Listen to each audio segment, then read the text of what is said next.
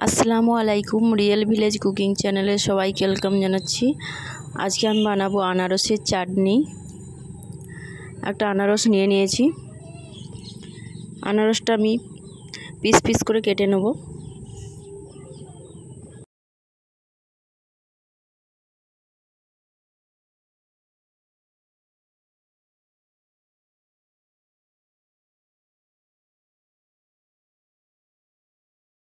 ছালগুলো বাদ দিয়ে আমি ছোট ছোট পাতলা পাতলা করে পিস পিস করে কেটে নেব।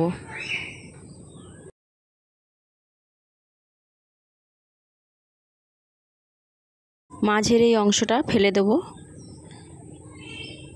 মাঝের এই শক্ত অংশটা ফেলে দেব।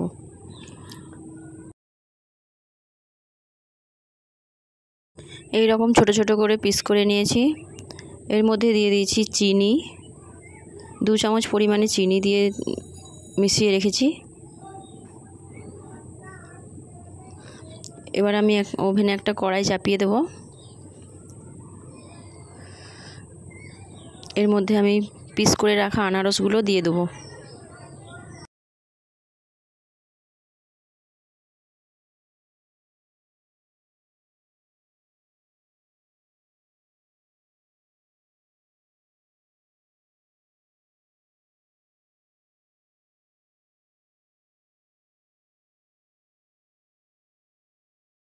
দু চামচ এখানে চিনি দিয়ে দিলাম।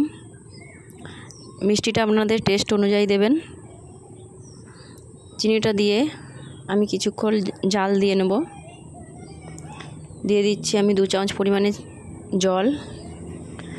জল দিয়ে আমি ভালো করে নাড়াচাড়া করে নিচ্ছি।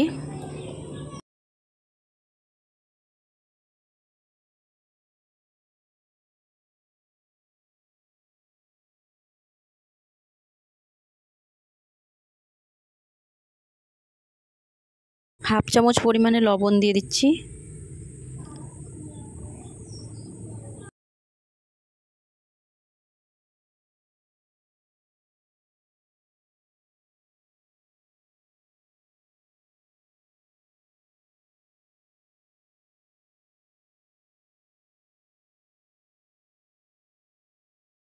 পাঁচ ছটা রসুনের কোয়া দিয়ে দিলাম, যেটা আমি কিছুক্ষণ সেদ্ধ করে নেব।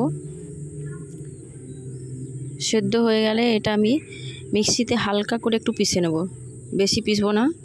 দিয়ে দিচ্ছি বিট লবণ 1 চামচ পরিমাণ। বিট লবণ দিলে টেস্টটা ভালো আসে। হালকা করে আমি ঠান্ডা করে পিষে নেব, যেন একটু দানা ইয়ে থাকে। খুব না বেশি ইয়ে করব না, খুব মিহি করব না।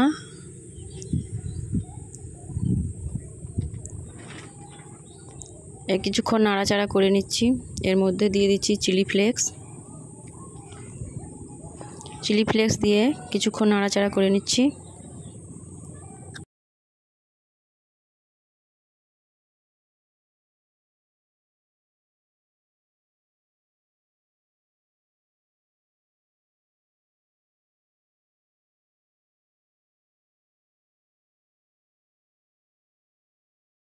দিয়ে দিচ্ছি হাফ লেবুর রস। লেবুর রস দিলে টেস্টটা ভালো আসে। দিয়ে দিলাম।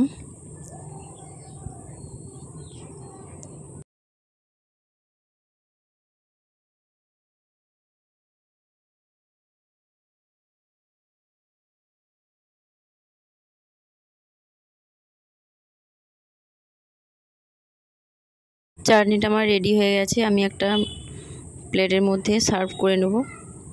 আপনারা এইভাবে বাড়িতে বানাবেন, খেতে খুবই ভালো লাগবে, টেস্টি লাগবে।